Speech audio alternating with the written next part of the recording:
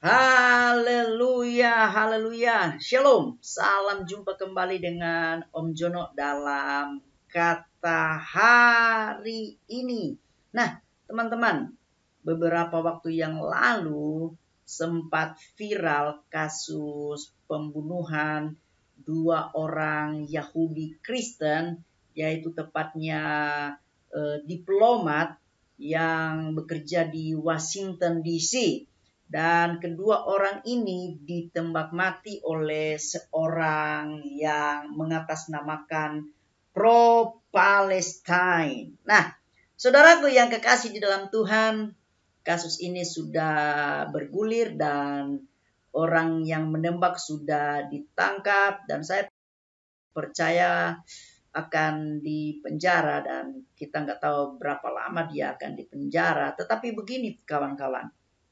Intinya adalah ajaran yang dianut oleh seorang penembak ini adalah ajaran yang bisa saya katakan sangat intoleran. Kenapa? Karena yang dia tembak itu adalah orang Yahudi yang Kristen lagi.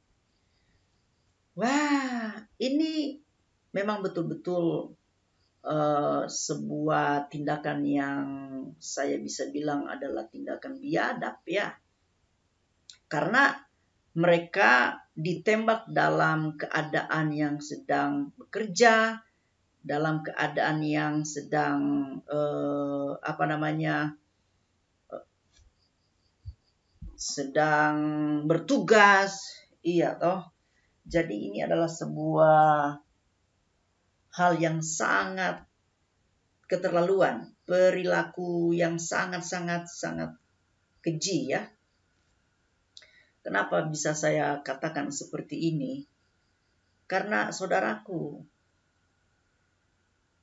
hanya karena seorang itu berseberangan dengan kita, lalu kita mengambil tindakan yang merugikan orang tersebut.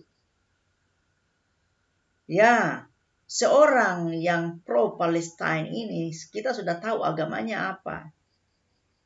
Tetapi yang saya mau tekankan buat kita bahwa kalau ajaran itu sudah mengakar di dalam kehidupan seorang pro-Palestine ini, itu sangat-sangat akan dia lakukan meskipun apapun tantangan persoalan yang akan menghadang dia, itu pasti akan dia langgar.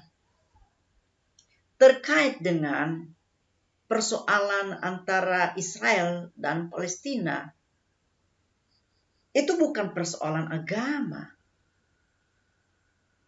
Tetapi yang dibunuh kok diplomat Kristen. Emangkah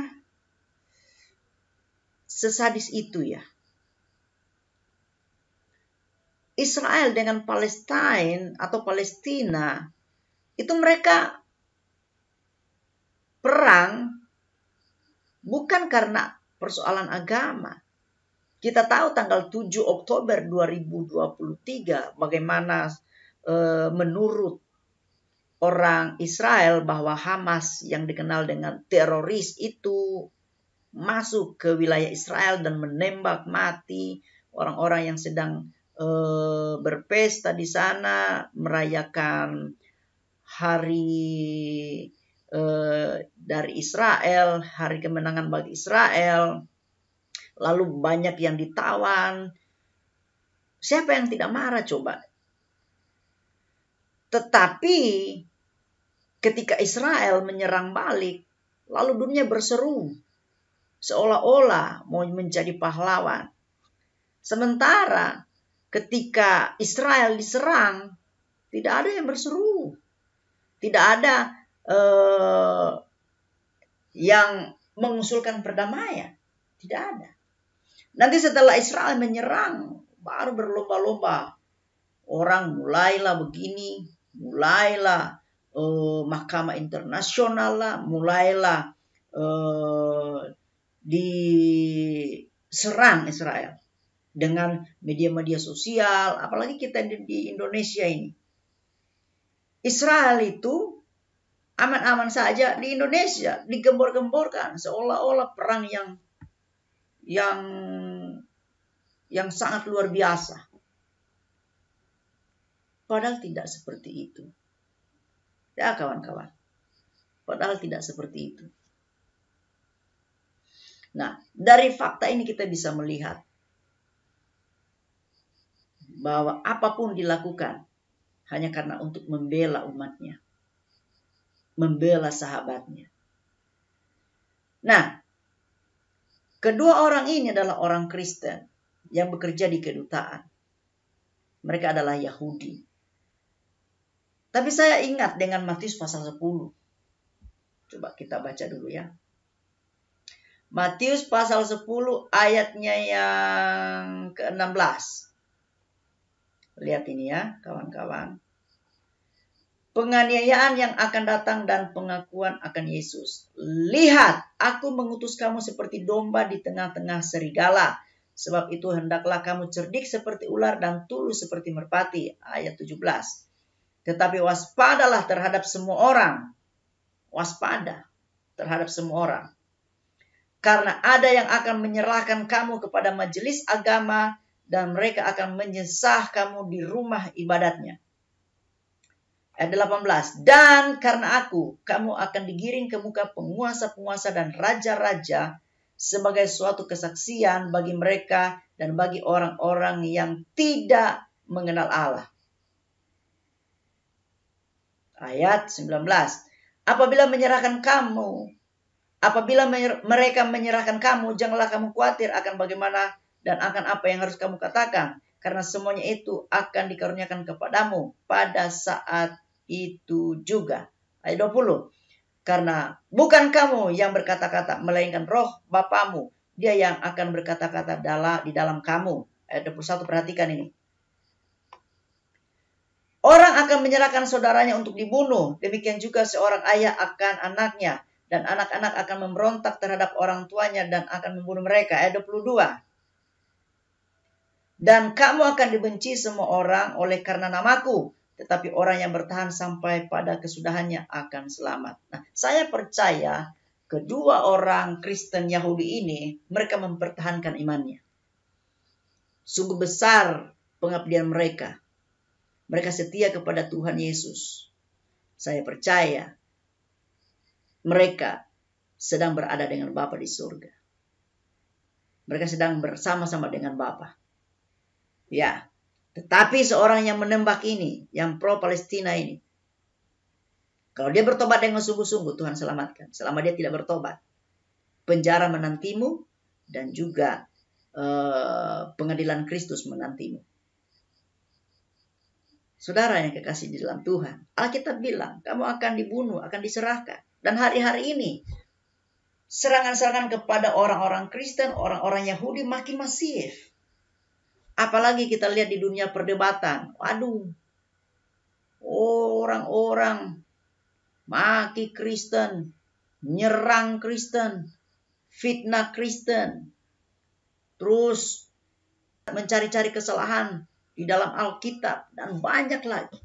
Tetapi Alkitab bilang, barang siapa yang bertahan sampai kesudahannya, dia selamat. Pelajaran apa yang dapat kita ambil dari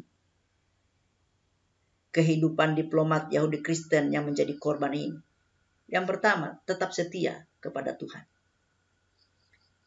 Orang yang setia, dia juga akan mendapatkan kemenangannya daripada Tuhan. Yang kedua, tetap waspada dan hati-hati.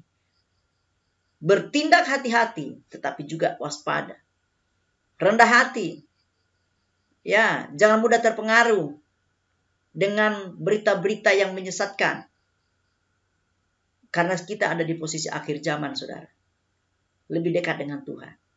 Tuhan tidak lama lagi datang. Oleh sebab itu, pastikan dirimu adalah orang-orang yang setia kepada Tuhan. Orang-orang yang tetap berpegang teguh kepada Juru Selamat kita, yaitu Yesus Kristus, Tuhan kita. Yang ketiga, apapun tantangan persoalan yang kamu hadapi, tetap berharap kepada Tuhan.